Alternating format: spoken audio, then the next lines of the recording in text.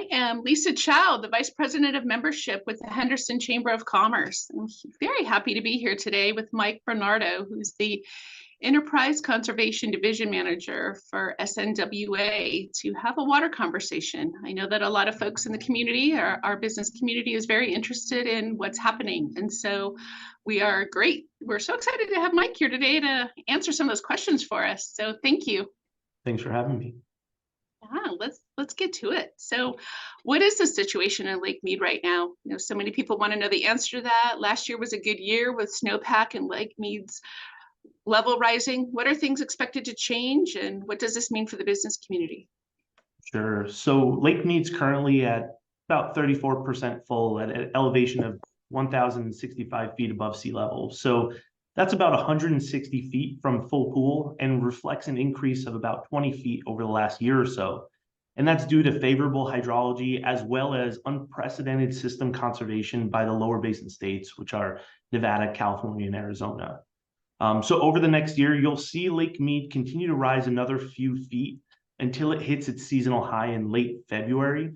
This is the lower flow season. And then March flows start to really pick up. So barring another historic runoff season in the lower basin, you're going to see elevation for Lake Mead start to decline in March and continue to decline about another 10 feet from where we are today by the end, or by this time next year, by the end of next year. So we're not out of the woods yet, and we can ease off the gas pedal with regards to our conservation programs.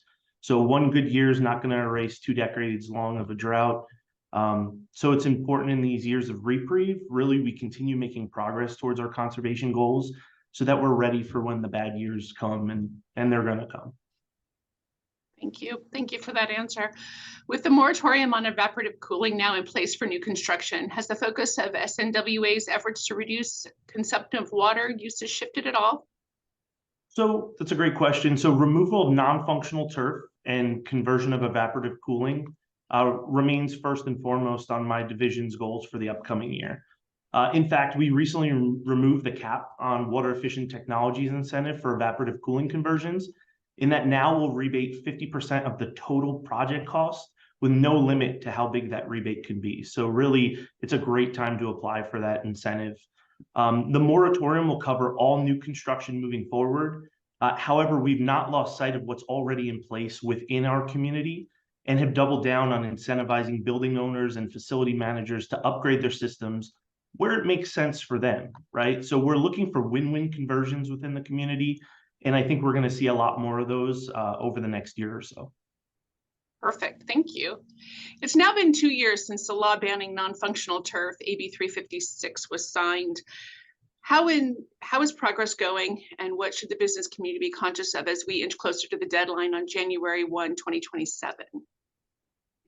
So the Valley's response to the non-functional turf removal has been overwhelmingly positive. So this year alone, hundreds of businesses have taken advantage of our rebate incentive to remove nearly 6 million square feet of non-functional turf. So that's over 130 acres of non-functional turf have been removed from our community this year alone. And that saves over 300 million gallons annually. So as we inch closer to the deadline, really what I want to make the business community aware of is that the rebate incentive for non-functional turf is not guaranteed to always be here. So I want to stress to get in an application as soon as possible to make sure that you or they could lock in their conversion at the current rate, which is $3 per square foot for the first 10,000 square feet, and then $1.50 thereafter with no cap. So if they have non-functional turf, or even if they're not sure, visit snwa.com to put in a Water Smart Landscapes application. And then we'll send my staff over to have the site pre-measured, have your turf classified, and give you an idea of what turf classifies as non-functional and what your estimated rebate incentive would be. Thank you. Thank you for all that information. Awesome. When it comes to conservation in Southern Nevada, what should businesses be focused on most as we move into 2024? So as I mentioned a little bit before, just continue to be aware that the drought isn't over, and don't fall into a false sense of security after having one good year of hydrology, because we're coming off of 3 really bad years. So water used indoors, that's another point I want to stress, is water used indoors makes its way into the sanitary sewer system is treated and released to Lake Mead for return flow credits. So this means we can pump that water out again with no net impact to our Colorado River allocation.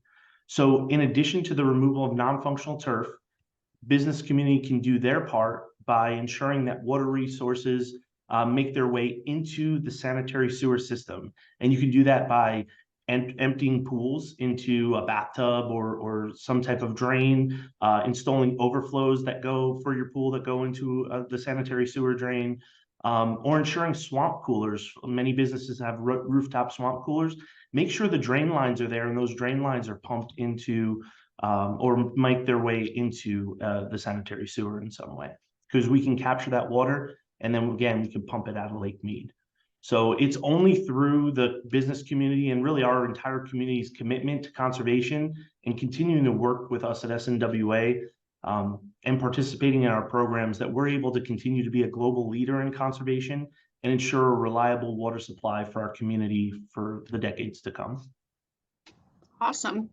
And what does the business community need to know as it considers additional investments in Southern Nevada? So I think the word is out right now that Southern Nevada has one of, if not the most secure water resource position in the desert Southwest. So for those interested in moving here, we have that title because of our proactive planning and infrastructure projects, which currently store over 10 times our current annual use in Lake Mead, as well as groundwater supplies. And we have the infrastructure to allow water recycling for all indoor use, as well as being able to access water from Lake Mead if we were ever to hit dead pool. And dead pool is the point at which water can no longer pass through the Hoover Dam to California, Arizona, or Mexico downstream. So due to these proactive planning efforts, we're very secure here in Southern Nevada, and I think it's a great place to relocate your business if you're a responsible water user. Awesome. Well, thank you for this update, Mike, right at the end of the year, and give everybody a concise idea and plan as to how we should most responsibly move into 2024. We very much appreciate your time today. Thank you. Yep. Thank you, Lisa. Appreciate it.